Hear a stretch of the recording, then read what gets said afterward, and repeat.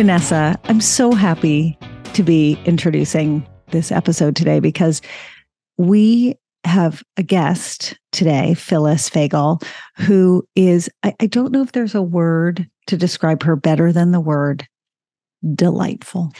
Phyllis is a wealth of information. She is an incredible communicator, and she is simply delightful. We haven't even known Phyllis that long, but she is the warmest, kindest, most joyful person. But that's not why she's on this podcast. She has cred. She's a nationally board certified school counselor, a therapist who works with kids and families in private practice, and an author and journalist. She is the author of 2 fantastic books, best-selling books, Middle School Matters, and her new book, Middle School Superpowers. And she's a frequent contributor to Washington Post, including an awesome piece she wrote about us, making her delightful. So we had the pleasure of speaking with Phyllis at Sidwell, and now everyone gets to hear Phyllis's insights and empathy and humanity and her passion for supporting and caring for kids through these very tumultuous years. We hope you enjoy. Hi, Phyllis. Hi. It is so great to have you here. It's actually very strange because I feel like, I said this to you earlier, I feel like I've known you for a really long time, but really we just met like 2 weeks ago. I feel the same way. And I feel like you're one of those people who there will come a time when I don't even remember not knowing you. Can we make that plural? Yes. Your plural, 2 of those people. And I think part of the reason that we feel so connected is because we are all steeped in the body odor of middle school. In the stink of middle school. In the stink of middle school, in the foot smell of middle school, in the oiliness of middle school. But spoiler alert, we all kind of love being in this wonderful cesspool of middle school, which is so gross. I'm sorry if anyone's like vaguely nauseous. I promise to stop with the middle school analogies and physiology. Well, not the physiology, just the gross analogies. Phyllis, I want to ground this conversation in a quote you have in your new book, Middle School Superpowers, which is your second book after Middle School Matters, which is like we should all have those t-shirts and wear them every single day. You have a quote in there, and it's going to like direct the rest of the conversation. And it's from a student of yours, a 6th grade boy. And he said to you, "Can we just skip it?" And you said to him, "Health class?" And he said, "No, puberty." And it's just like the way kids are brilliant in the most amazing ways. That is so brilliant. Can you just like bring us back to that moment and that interaction? I was wondering where you were going with that quote. There were so many possibilities, but I love that quote too, because it's so poignant.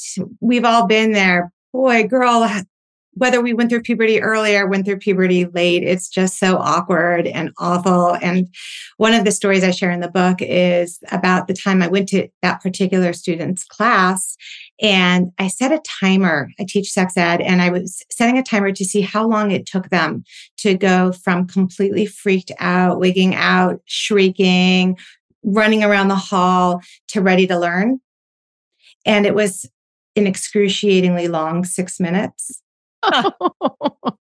But they got there and they wanted the information. And that's why I'm so happy that you wrote the book you wrote. This, I'm so excited for This Is So Awkward to be out, because I feel like as awkward as it is, as much as they want to avoid it, he was saying that because he does want that information, because he is anxious about the unknown more than anything else. We're going to get to that, the importance of the uncertainty and how to support and love kids through the uncertainty. But can you tell listeners about yourself and why you are like the perfect person? You're like the Rosetta Stone of people to have written this book about middle school. Can you just share a little bit about your journey and who you are so people can understand that? Yes, sure. And actually, one of the things I should share is that when I wrote Middle School Matters, which was my first book about middle school, I was a brand new middle school counselor. I had been a school counselor for a long time. I'd been a therapist for a long time. But it just so happened that when I started in this middle school, after being in elementary and being in high school, I also was going through middle school as a parent for the first time. And I didn't have one kid in middle school. I had two kids in middle school, 1 year apart from one another. And suddenly I didn't feel so confident. And I had gone into it with a lack of humility, I would put it that way, because I had spent so much time working with kids that I thought, surely how different could it be if I've done younger kids and older kids? And it was just a complete sea change. And I was so ill prepared. And so I went looking, as any good nerd will do. We were talking earlier about how we love to nerd out about this stuff, for anything that would help me be a better school counselor, that would help me guide parents, help me guide the kids that I was working with, who my heart went out to them every day. It was so hard. And so they were so earnest and so well-intentioned, and it was so messy, and they were so socially clumsy.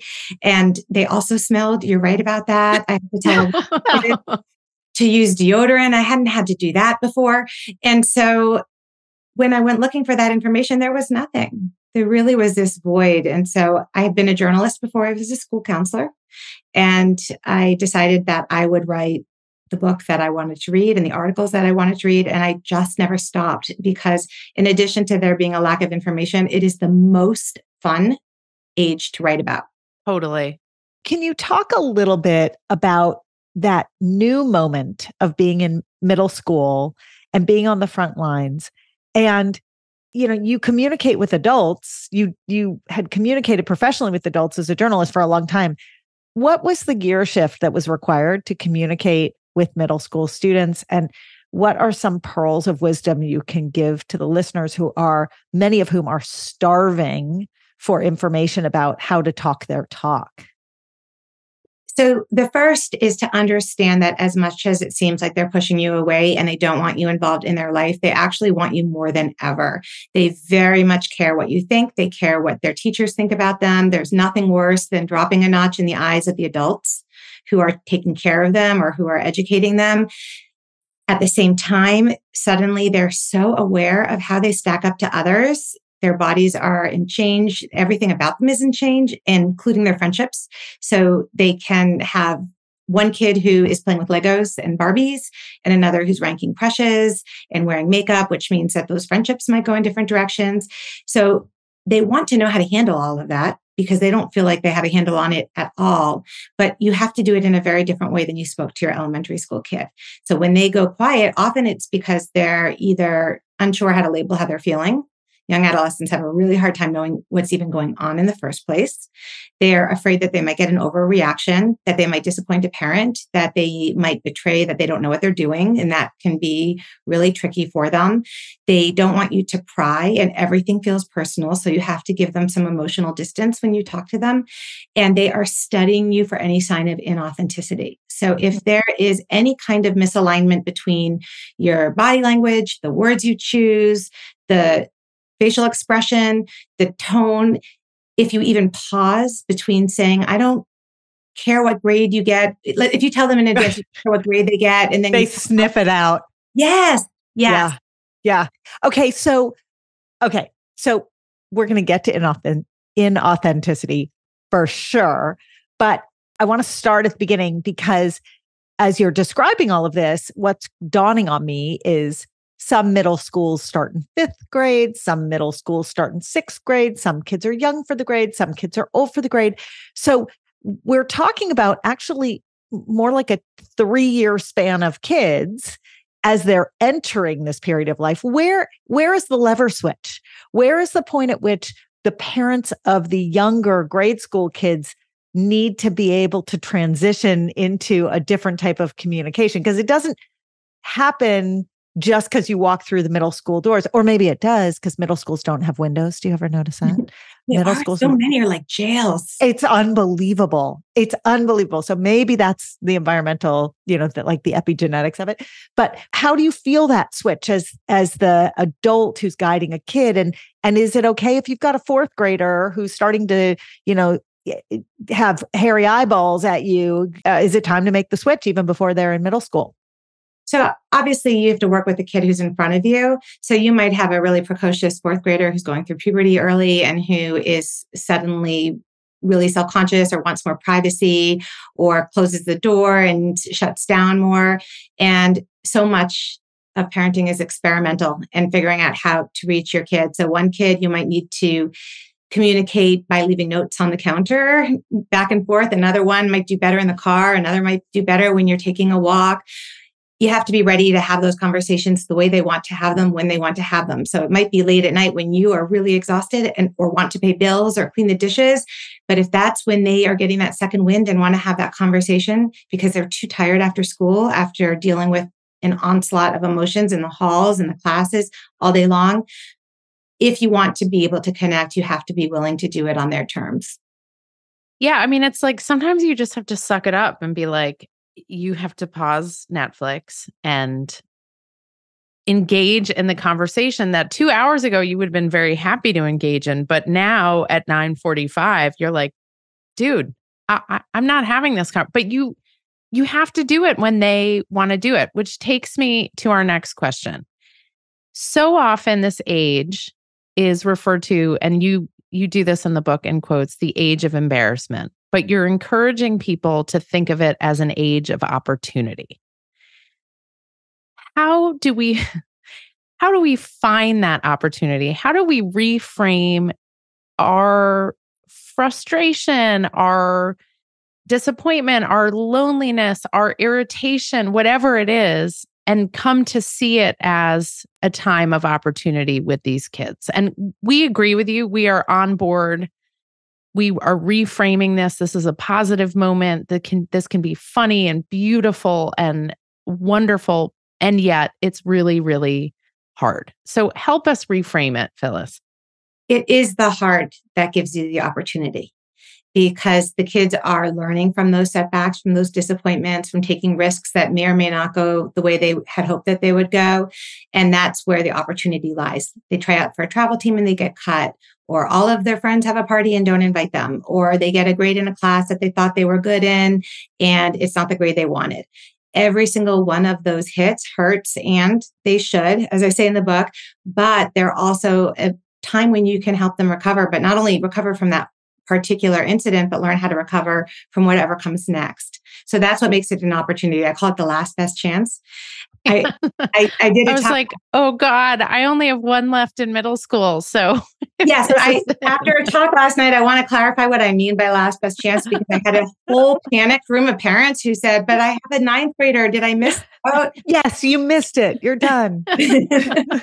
It's the last best chance. It's not the last chance.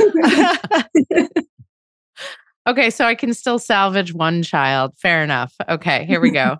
Is there a place to see the positives as resilience building as well? Because I feel like we're really good at identifying traumas. They can be micro traumas, but traumas seal in the brain, and then you can get them through and you can do the whole recover thing. And that's such a great growth experience and that builds grit. But how about the good stuff? How about, right? Yeah.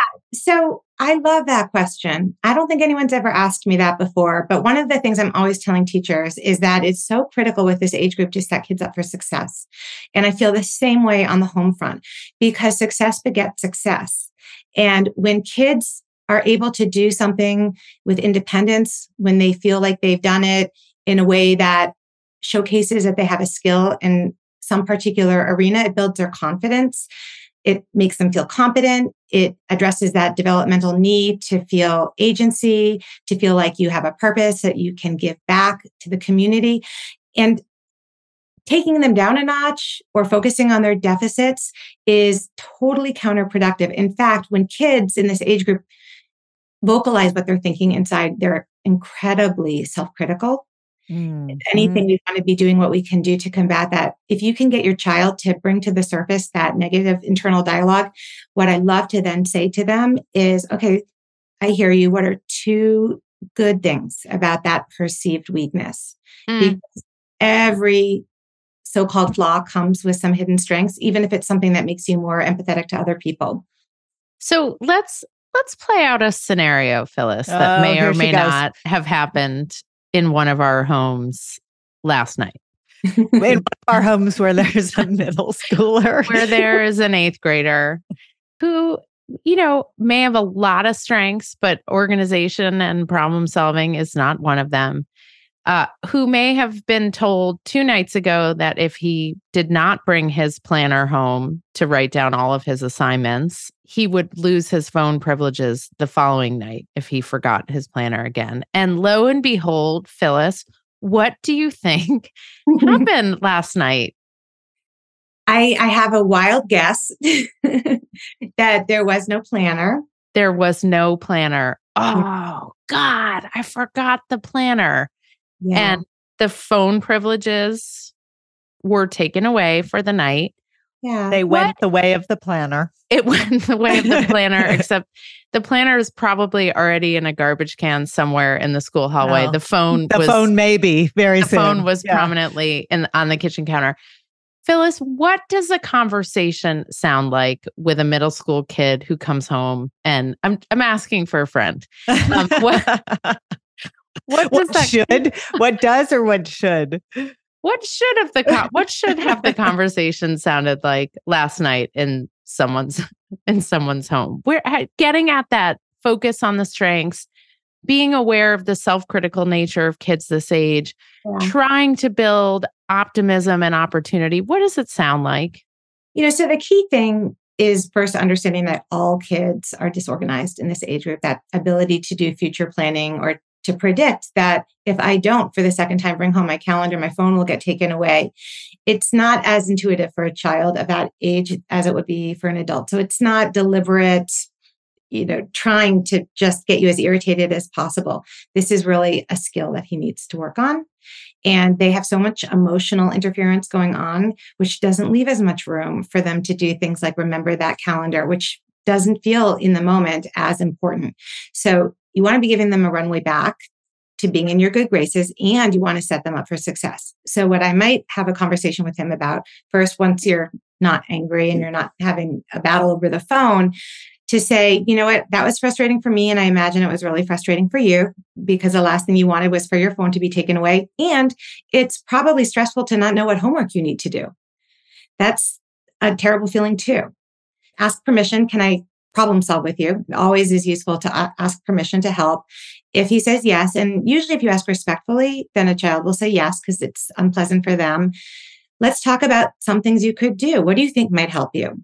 If they're stuck, give them a little distance and say something like, have you noticed if you have any friends who've had more success with this? What are they doing differently? Is there one thing that you could try that you've noticed other people do? Could you put a special safety pin on your locker or a special magnet so that you can't leave without moving that magnet, which will remind you to. Oh, I like that. I like that a lot. How about caution tape? Should I suggest whatever works? Can we do a short sidebar on planners for a second? Oh, it's my favorite. Because this particular example is a very universal one, Vanessa. And I think, thank you for bringing it up. Thank you. I feel validated. It is one that transcends the years. Because as you were going through those questions, Phyllis, what I was thinking was I was flashing back to the moments when my kids were in middle school and we had those exact same conversations. I didn't do them quite as well as you're describing, but the answer was, but the answer was, I don't want to use a planner. No one uses a planner. My assignments are all online. I've got this. You went to school in a time where there was paper. We don't use paper anymore. And the reason I want to digress here for a second is there are examples of things that come up, particularly in middle school, where there's a conflict between the way that we did it that was comfortable and good for us and actually builds important future skills, and the ways that they do it now that feel completely chaotic and disorganized. And yet it is the new world order. And so I suspect that one of the reasons the planner was actually left behind is that the planner feels irrelevant, that the planner is about us and what works for us.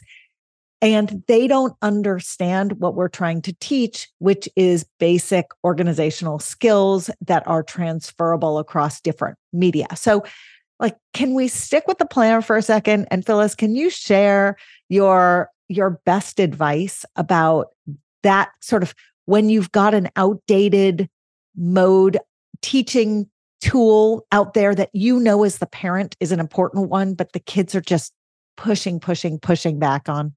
Yes. So, well, first, I'm going to share another quote from the book that I love, because it was a kid who came to me and he said, could I meet with you today to talk about organization and planning and my calendar? And I stifled a smile and I said, sure. How about 2:00? And he said, actually, I don't really want to meet, but can you just tell my mom that we did? He had promised his mom that he would meet with me about organization. This is just not a priority for them, but also it's a skill set that they completely lack. And part of the problem is the calendar itself. It's not that it's paper. It's that it is, I'm looking at mine right now. So we've got something where we've got a month at a glance, a week at a glance, and they need to have everything in front of them on one page visible. So what I do with kids who are struggling with organization is I have them, first they have the chicken scratch in their calendar, or there's nothing. If there's nothing, we skip the whole calendar entirely and we have one piece of paper, fold it in half. One side is today, the next side is tomorrow. And what you do is the night before, you write down everything that they need to do on the today side. As they do things over the course of the day, the next day, they cross them out. As their teacher gives them new things to do, they add I'm them. holding up mine. Yes. Literally. That's exactly what it is. And then at the end of the day, anything that wasn't done or anything that's new gets moved to the tomorrow column. And you start over. And so if they have a school calendar, often what middle schools will do is they require everyone to use the same organizational system, have the same binder system. The reason they do that is because they want them to have a system. Right. It's not so they use that same exact system forever. Once they understand what it means to have a system, they can retool it and figure out what works for them.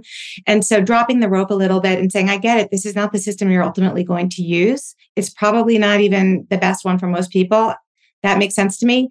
You have to learn a system in order to be able to come up with your own system. This is just a starting point. Also, I really want my kids to feel that sense of deep satisfaction when you get to cross something off. There's like nothing like that feeling. You mean writing it down only so you can cross it off? Some people might have a glass of wine. I just cross things off my list. Like it is done. Yeah. I can throw this to-do list out. Meanwhile, my desk drawer is filled with Post-it notes with the to-dos that like I'm scared to go back and look at what I didn't actually do. So you are providing two things. You're providing developmental perspective on where kids are and where it's fair to expect them to be and where we need to cut them some slack. And FYI, they're not like choosing to be assholes. They are like, this is where they are in life. They don't mean it. They can't help it. And it's our job to kind of, give them, as you say, an on-ramp back and sometimes just a little bit of empathy and validation. But the other thing that you talk about, and some of it's tactical, but there's another framework that you offer, Phyllis, which is the juxtaposition of where kids are socially, right? You talked about the like really complex social reality of, parties that are happening and hallway socializing and all of that stuff with the complete dearth of lived experience to help inform how you're supposed to navigate not getting invited to a party. Whereas we, as adults, have had many opportunities to feel what it feels like to not get invited to a party and to live in that hurt and that upset. So can we use that as an example? And can you set us up for how, as caregivers, we can navigate the complex social reality with the lack of lived experience and how we can help them kind of move their life a little closer together and get some information. So a kid comes home and they found out that somebody's having a birthday party. Their whole friend group is going to a birthday party except for them? What do we do? So this is something that I give a very similar example in the book. It's a kid who everybody gets together on a Friday night without him. And what I did with this particular kid who was just so devastated because, and since he's a middle schooler, it wasn't just that they were excluding him or having fun without him. It was also that they excluded him so they could trash talk him all night in his head. That was his narrative. That was his narrative. He was going straight to the absolute most catastrophic place that his brain would take him, which is something that middle schoolers are particularly good at. And of course, we as adults know that it's unlikely they were even thinking about him that much, that at worst they had excluded him, but probably weren't interested in spending their entire evening talking about him. But again, as you said, dearth of life experience. So we want to teach kids what you call cognitive flexibility. So the ability to entertain the possibility that someone didn't intend to hurt them. It's not about talking them out of feeling bad. It's not about convincing them that they're wrong. In fact, when I do the exercise I'm going to explain, I always start by saying, you don't have to believe the alternative explanations you come up with. Because if they have to believe it, they are going to resist the exercise. So with this kid, I said, I want you to come up with 3 possible reasons they didn't invite you to hang out other than they hate you and want to spend the entire night talking about you. And this is like broad life advice. Let's just be very clear. This is middle school advice, but this is broad. Okay, go. Yes. It's like everything you need to learn, you can learn in middle school if you get it right. 100%. So it took him a while to even come up with one. Even when I told him it could be that aliens abducted them, it could be anything. And eventually he wrote down, well, they're all on the baseball team together. And they had practice. And maybe they just decided to hang out afterwards. And it wasn't that they excluded me. It's just that they were together and I wasn't top of mind. And then he looked up at me and he goes, oh my gosh, I think that's what happened. And if we didn't go through that exercise, there's not a chance he would have walked himself to that better place. And when kids can at least consider the possibility that it's a less dire outcome or a less dire reason for that behavior, then they have a much, much better middle school experience. And as kids get beyond middle school and as they develop sort of more inherent interests, like things that they're really into, one might be into music, one might be into sports, whatever, and they start to diverge a little bit. And there's this friend group that exists and this fabric that exists, but also divergent interests. It can really, exactly what you're describing can continue and be amplified, and having that skill set to go back and look at, why might you not have been included, and how might you change your behavior, or what might you say in order to let them know you want to be included. This is, again, like all the skills you ever learn in middle school apply to everything else. This is huge. It is huge, especially among under communicators who don't want to say anything or don't, they're in their quiet stage, or they'd rather shut the door, or they just want to wallow in their misery, right?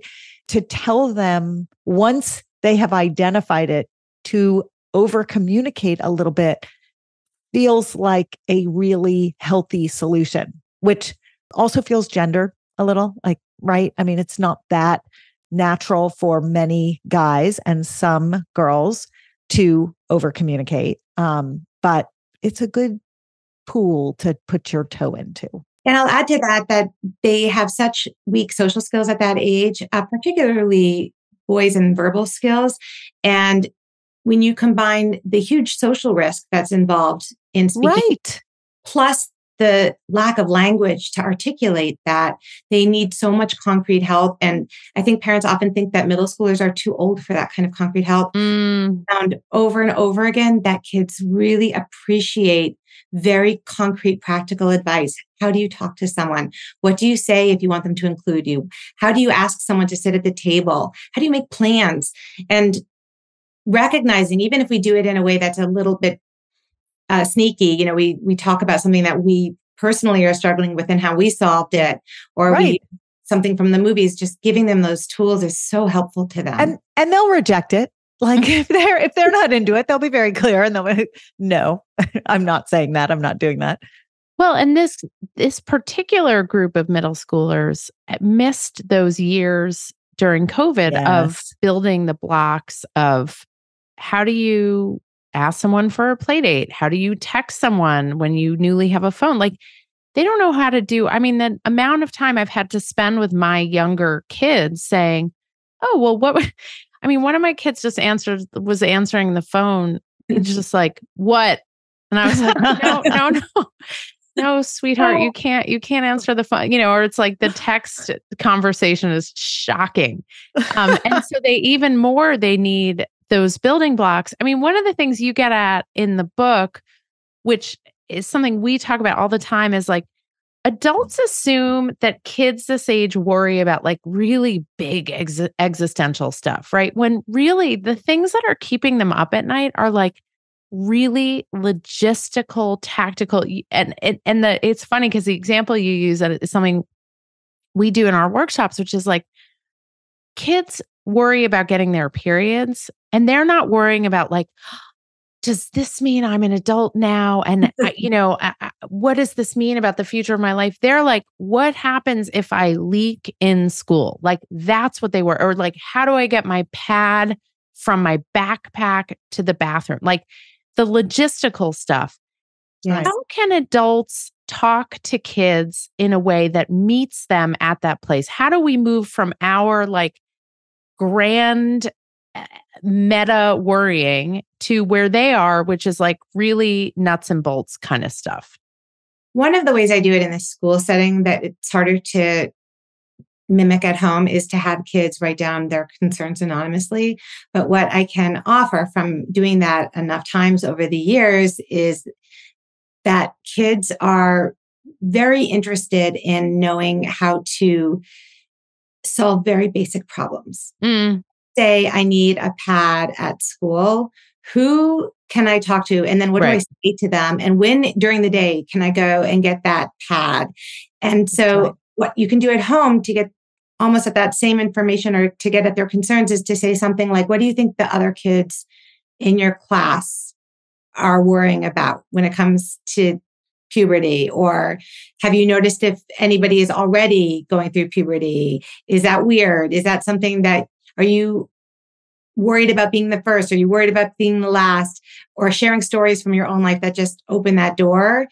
Recognizing that they may be very quiet because it's an uncomfortable conversation to have, and also having lots of things around where they can get the information they want. And that's true for anything, not just puberty. Often kids want to know information about, could be as simple as homework. How do people keep track of all of the things that they need to do?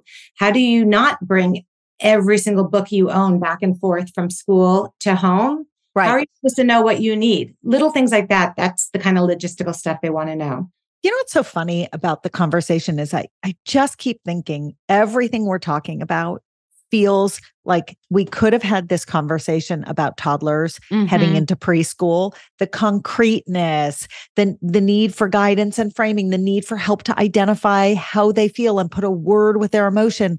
I mean, it really is a second wave of that. And at its core, what it feels like is our middle schoolers, whether they're in 5th grade or 6th grade or 7th grade, or if your middle school goes all the way up to 8th grade, there's something about the environment of middle school that feels a little bit like I am the sun and the planets revolve around me. And the goal as we get kids through middle school is to reframe their experience into, no, I'm a planet. And there are all these other really great planets around me, and they're all a little bit different from me. And we're all revolving in the same orbits or in slightly different orbits in the same universe. But I'm not the center. I'm not the epicenter. And that epicenter piece, that's what feels reminiscent of the toddler years. Like, you don't exist outside of me. And there's that. I feel like that's what makes these years a little challenging. And that's what your guidance is so valuable, because you're teaching people, the kids themselves and the adults in their lives, how to help kids pull out of that frame of mind. I love that analogy. I'm going to have to think about that some more. Or they're like, everyone else is in the universe and I have been like sent to a far off universe and I'm all by myself and like there's there's no planets and no I'm sun, in a black hole and I am heading towards a black hole and everybody else is hanging around the sun. I mean, it's like these very extreme like emotional states. And by the way, from day to day, it could be your kid could be one or the other. Phyllis, you are like boots on the ground. You are like the insight that every parent wishes they could have because you see the day-to-day interactions. And when the kids come home from school and they're like, what happened today? How was your day? And your kid is like, fine, nothing happened. I'm going to go up to my room now. But you're like, you get to see it all. And so from your perspective, can you tell our listeners, like, people have all this crappy stuff to say about middle school and middle schoolers. What did they get wrong about the like wonderfully wacky alchemy of like a middle school hallway? So I love the age for a lot of reasons. One is that they're really funny. They can sometimes walk over that line and be a little bit mean. Sometimes, but they are funny. I think one of the misconceptions is that kids in this age group are mean and drama seeking. They're just socially clumsy most of the time. They can't anticipate how saying to somebody that's a weird shirt might not feel so good. Like they just say it and then it doesn't work. To us too. They say it to us too. Yes. Yeah. Oh, 100%. And I want to be clear that when my own now 15-year-old was 14 or 13 in middle school. Way back when. Yes. I got the same exact experiences. All of the parents listening, I quote him in the book. There was one day he came home and I said, what'd you do? 6th grade. What did you do in school? And he said, I had PE. And I said, and what'd you do in PE? He said, I ran. I said, could you expand on that? He said, around the track. So I don't get That's a lot of words, Phyllis. I'm really excited you got all of them. Yeah. Yes. So, enjoy it because this is really an opportunity to connect with them and shape their values in ways that might not seem readily obvious because they're quieter or because they're more resistant, at least externally. But I can tell you from the inside the school perspective, because they quote their parents to me all of the time. They're listening to every last word you say. Right. And 95% of their decisions are guided by whether or not it will make you proud. It may never be that important to them ever again as it is in middle school. So can we run with that for a second? Yeah. Because if the vast majority of what's driving their decisions is making the primary adults in their lives proud, help us to guide the primary adults or people who are listening to this podcast right now, figure out how to be proud about the right things. Like it's really hard to figure that out, right? I'll give you an example. One of my kids is more athletic than the other.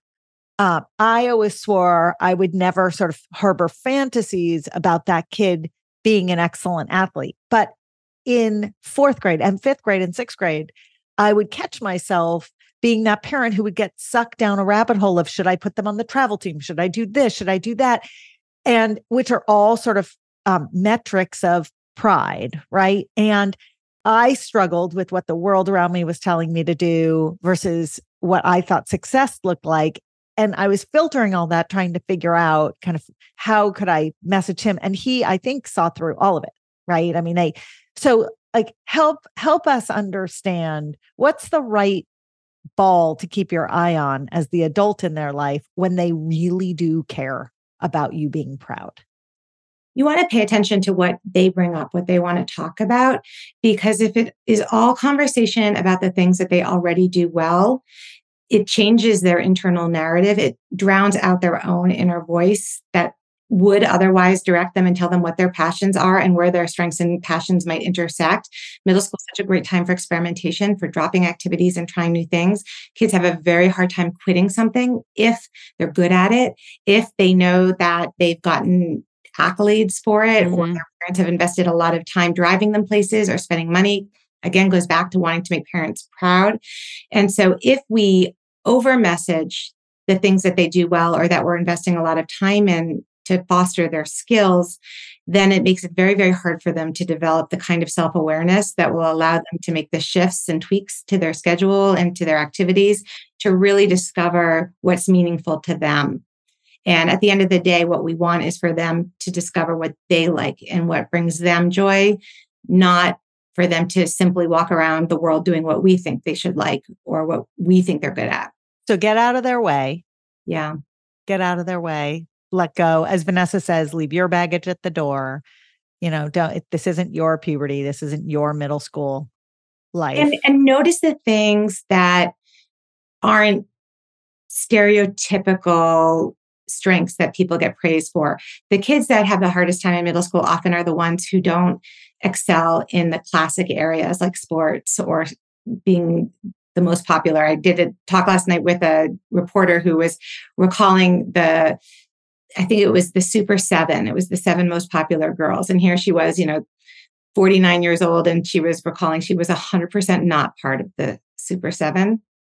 And she could still remember when it's so present for people. It's like they carry that feeling with them like forever. And we can do let's do another podcast about how the kids are very clear as young as 1st or 2nd grade that popularity is both coveted and not particularly well respected. Like when you ask kids about the popular kids, they will say, I don't want to be a popular kid because, I don't like how popular kids act, but I want to be a popular kid because I want to be popular. There's a real conflict, and popular kids don't always self-identify as popular for that reason. They don't want to carry the negative cloak. I mean, there's so much to say about that. It is a really complicated subject. And I can tell you from my stance that the popular kids are definitely not the happiest kids. Mm-hmm, happiest kids are often the quirky kids who are out in left or right field and they found their 1 or 2 people that they really connect with and just don't have time for that kind of,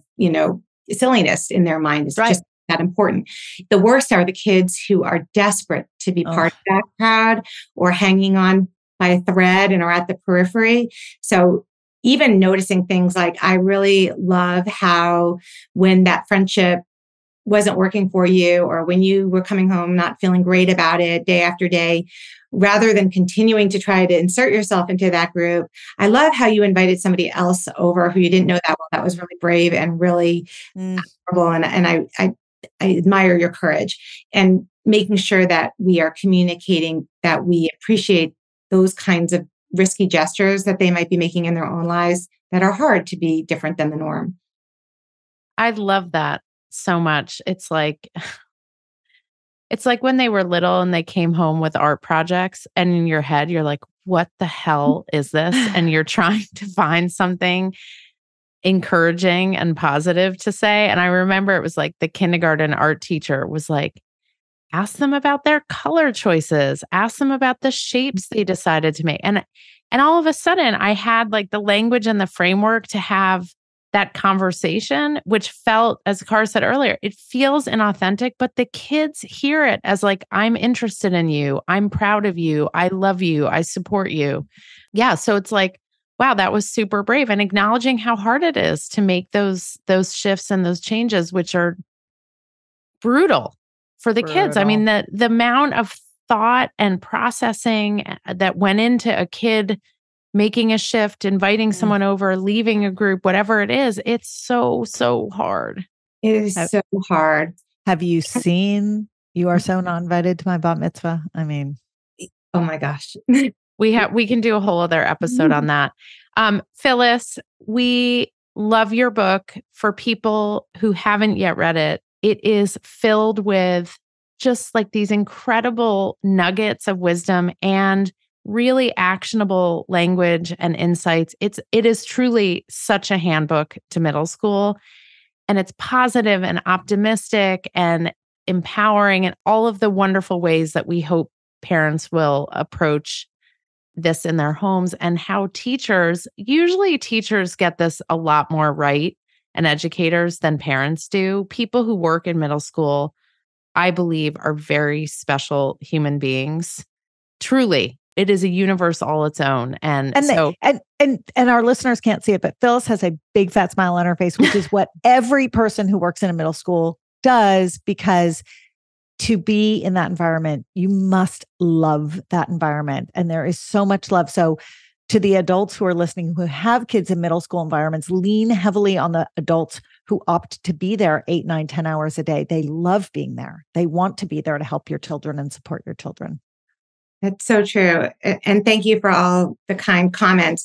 But I will say that I wish parents and educators leaned on each other more, because there's so much power in an open and honest exchange of information. Something is going on at home that might be getting in their way at school. If you had a fight in the car on the way to school, that might throw them off all day. Right. Helpful for us to know that. Yeah.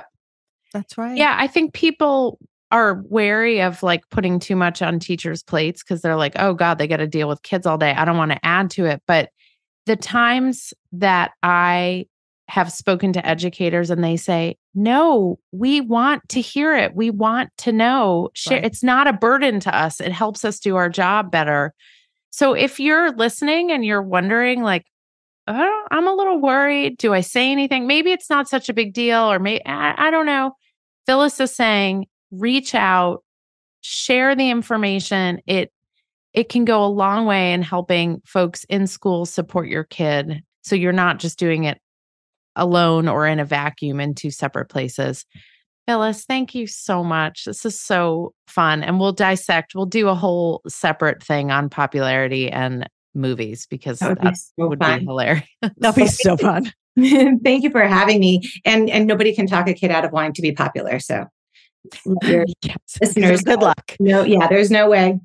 But it does change. I mean, it does change and evolve in terms of perspective. I mean, we have at least one unit, if not more, in the curriculum that we're writing specifically about popularity, because I had a room full of like 40 sixth graders, and I said, can someone define popularity? And 35 hands went up, and every single kid wanted to define it, and they all defined it a little bit differently, which is really fascinating. It's really fascinating. Tamor, Phyllis, we can't wait to continue the conversation. Thank you so much. Thank you. Thank you both. We absolutely love hearing your feedback and getting all your questions. So anytime you want to be in touch, email us at thepubertypodcast@gmail.com. If you're looking for great puberty products like the shorts or the socks or the bra, you get the theme there, go to myumla.com.